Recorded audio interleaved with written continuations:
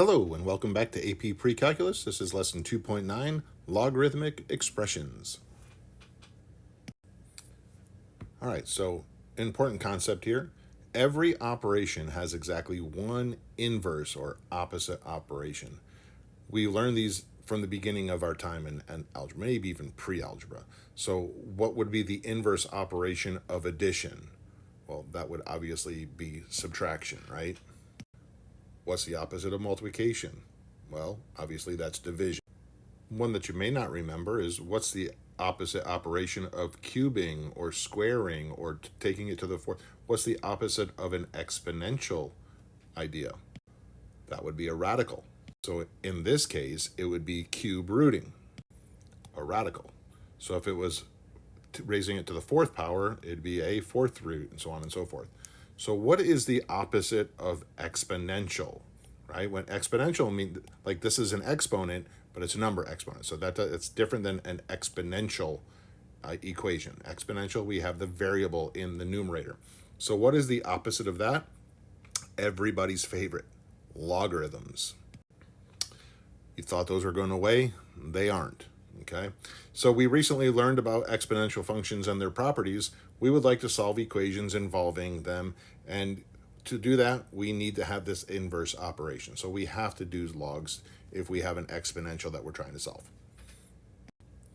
All right, so we have several ways to write things differently in math, right? So just like we can do 0.5 is the same thing as the fraction 1 over 2, we can also write equations in either exponential or logarithmic form. Okay, and then they're equal to each other, so sometimes we might be able to solve it in exponential form, and other times we might have to change it to logarithmic form. So we have to figure out what we can do. All right, so down here in the box we have our form. This is exponential. This B stands for base, right?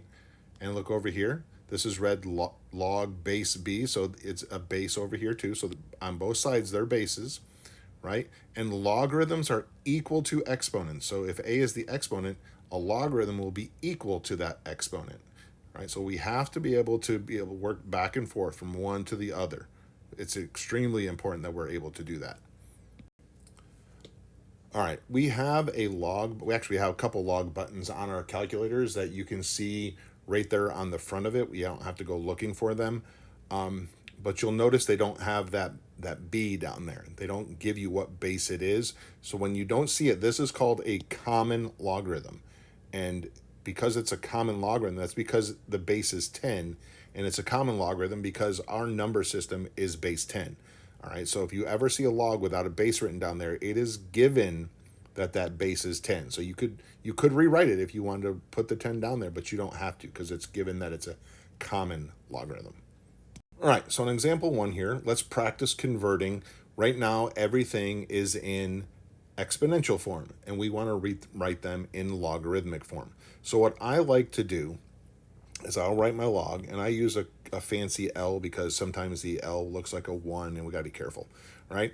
I actually like to write what it's equal to first. I start out with the equal because logarithms are equal to the exponents. Which of those numbers is the exponent?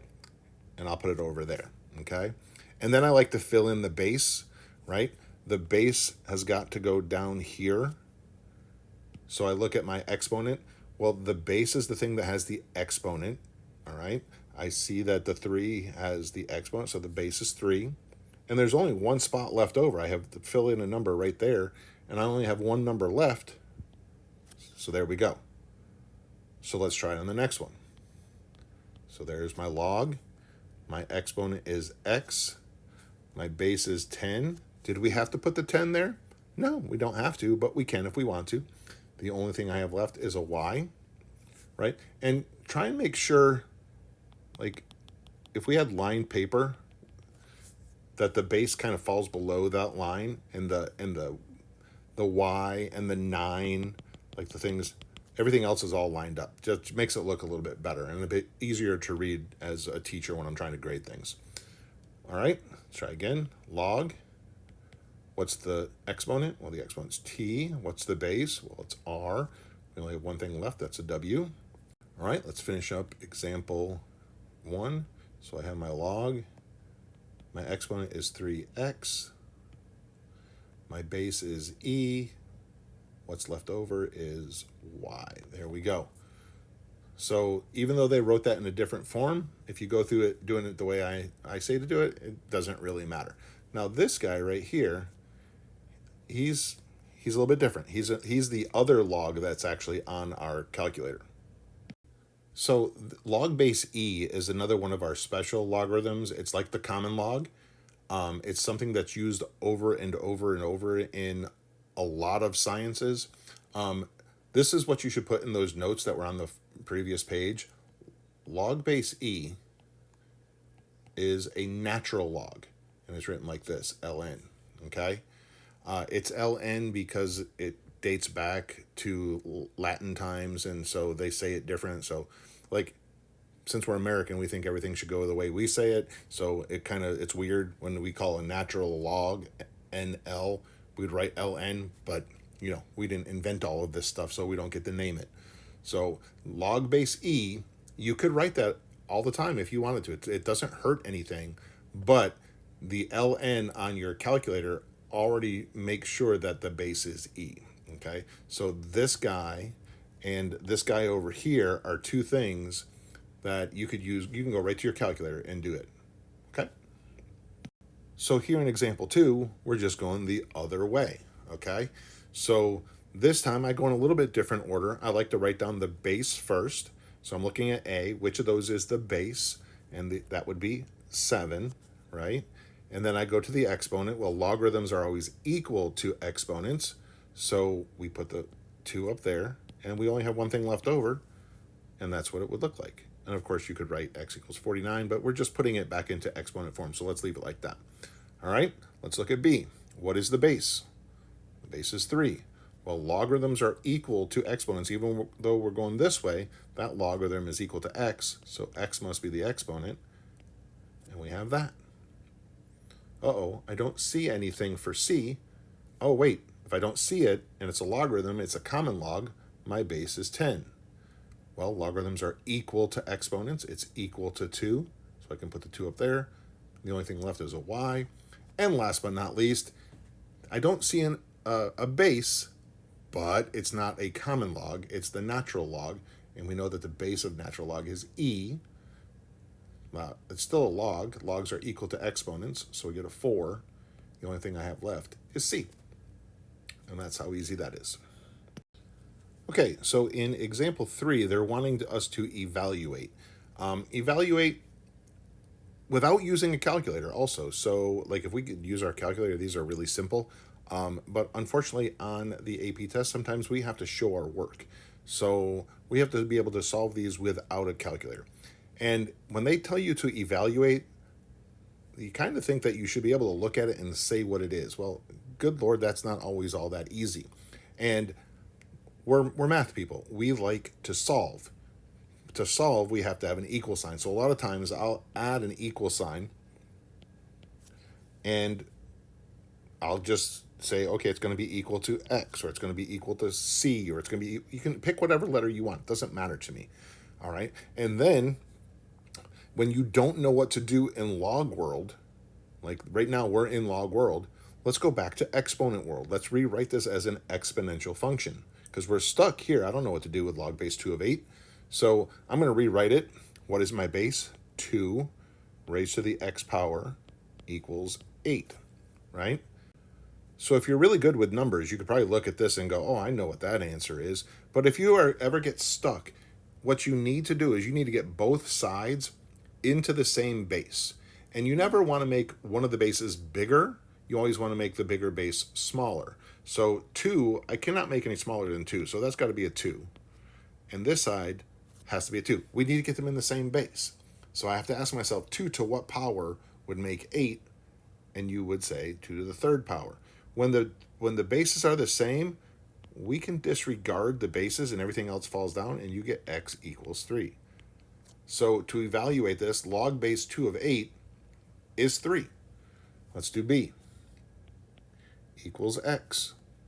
Well, 5 to the x equals 25. Again, hopefully you can look at that and go, well, x equals 2, right? Let's keep going. We're just going to blow through some of these. If you need to use your fingers on this one, you can. Just go 2 times 2 times 2 until you get 32, and you'll get x equals 5. Remember, if you don't see the base, it's a 10. So 10 to what power is 100? Well, that would be 2. Okay? This one's a little bit more difficult. So I got 16 to the x power equals 4, right? Well, let's think about this. What is 16 to the 0 power? That's 1. That ain't 4. What is 16 to the first power? Well, that's 16. See, I passed right past 4. So I know my answer has to be somewhere between 0 and 1. So I need to get these into the same base, right? So I can never make a base bigger, but I can make it smaller. I can't take that 4 and turn it into a 16 because it's can't make them bigger. But I can take the 16 and make it smaller. Can I turn 16 into base 4? Yeah, it's 4 squared, right? So remember our rules of exponents. This is really 4 to the 2x equals 4 to the first. And we can disregard these, and I get 2x equals 1, so x equals 1/2. And if you remember from last year, 1/2 means it's a square root. And doesn't that make sense if I said the square root of 16 is equal to 4? All right. Let's do the next one. Equals x. So 3 to the x equals 1. This one always gets people because it's a 1. Like, what do you do with 1? But when you raise anything, any base to this 1 power, you're always going to get a 1. So what power can I raise any base to and it turn into a 1? That would be 0, okay? 10 to the x equals 10. X equals 1. All right, last one, and this is a good one to end on here. Let's put our equals x. 6 to the x equals 1 over 36. All right, so I'm going to go about this the long way for those of you that may have forgotten how this works. We just did a 1 a second ago. So I could do 6 to the 0 on top, right? And 36 is 6 squared. Well, our rules of exponents are we subtract exponents when they're the like bases. So I could do 0 minus 2, and I get 6 to the negative 2, and since the bases are the same, I get x equals negative 2. There you go. All right, super easy one here. Using a calculator to evaluate the following expressions.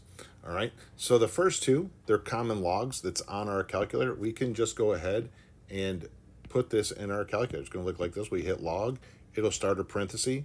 We throw in our 9, we end the parenthesis, and we get 0.9542, okay?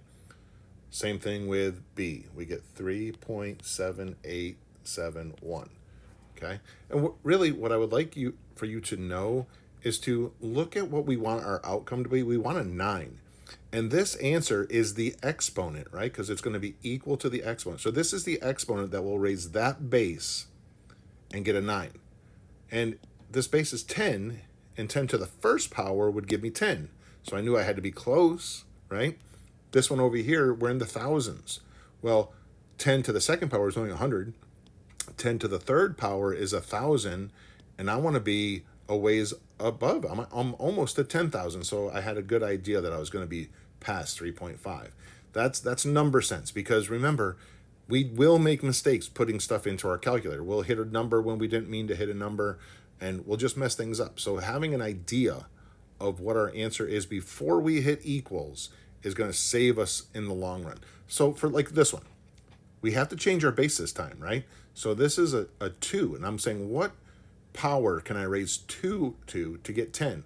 Well, 2 squared is 4. 2 to the third is 8. I'm close. 2 to the fourth is 16. I'm too much. So I know I have to be somewhere between 3 and 4 for my answer. So back in Algebra 2, we learned this thing called change of base formula, which if we didn't have awesome calculators, we'd still have to do that. But we have awesome calculators now, and there's a place on our calculator that is going to allow us to basically just do it all on our calculator, and it'll be easy. So here's the picture of my calculator. So if you go to Math, it's right here on your calculator under the green button, and you go down. You're gonna have to arrow down because you won't be able to see it. You could actually arrow up. It'll be quicker, but we want to go to log base, right? So when you go ahead and click log base, when you click log base, this is what you get, and we can arrow over to this guy, and we can put a 2 there, and we could put a 10 right there, and hit enter, and it gives us our answer of 3.3219. And remember, we knew it had to be a little bit bigger than 3. Before we do D, let's figure out what it's in between. 7 to the first is 7, too small. 7 to the second is 49, too small. 7 to the third, well, 49 is almost 50. 50 times 7 is 3. That's way too big. So I know it has to be between 2 and 3. So if I get an answer between 2 and 3, I didn't fat finger anything, and I'm feeling good about my answer. So put it in your calculator, and what'd you get? If that's what you got, then you got it right. So why do we have logarithms? Well, one of the things that we can use logarithms for is to show data in a different form when it isn't really beneficial to see it in its original form. So take a look at this. We got these two graphs down here, and they're talking about the population from 1620 to 1820, right? So if you look like this at 0, that would be at 1620. This would be 1640. This would be 1660. And look at how much, like looking at this, I get nothing from this. Like up here is a million, I get that. But down here, it looks like there's 0 people in the United States. And then as you get further out, 200 years, we're way up here. Like if we went another 200 years, we'd be off the graph. So the numbers get either they're so small, they're meaningless, or they're so big that we don't get to see them anymore. So over here on the right, we have a thing, we're going to call it later on, it's called a semi-log plot, where on the left-hand side, we have a base 10 plot, but we still have the years going out on the x-axis. And now I can see, well, that's definitely not 0, because 0 would be way down here. Now I can see that there's actually people, and we were growing, but it gives us a better representation of the data that we were looking at, and we can actually see it a little bit better. All right, so here on example 5, we have some extra years that they want us to plot, all right? So we're out here at 200, but they want us to do 220, because if you went back to 1620 and added 220, you'd be 1840, so on and so forth. So I want to add 3 more dots at these 3 years after 1620. So I need to figure out the number here. So what did they do to all of these numbers, right? They logged the population, right? So they took the log of the population, right? And then it gave us an answer. So I'm going to do log of 17,069,453, and I'm going to throw that in my calculator, and I'm going to get 7.2322. I'm going to do the same thing with 31 million, and I get 7.4975. I'm going to do it one more time with 50 million, and I get 7.7006. So now I can plot those points, right? So I come up here to 220, and I go up to where it'd be 10 to the 7.2, right? So 10 to the 7.2, I don't know, maybe up there. So there's my first dot. And if I do 240 and then go to 7.49, it's like right there. And then 260, 7.7, and something along those lines. Okay? All right, so this is a weird graph. This is a little bit of a foreshadowing because we're going to have a whole lesson on this type of graph later on in the year. This is another semi-log plot, all right? So this is kind of a more common one that we see here in AP Pre-Calc. But notice that my lines, they still go up by 1, right? So I would count these as 1, 2, 3, 4, 5, but they don't have the same distance between them. So that as we get closer to the next big number, the 10, notice I have 10, 100, 1000. Let's get 10 to the first, 10 to the second, 10 to the third.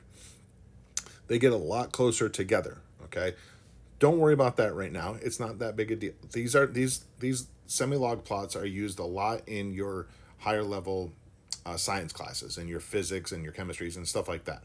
So they're pretty easy to use once you get past the idea of, hey, I've never seen this before, and I've never had a graph paper that did that, right?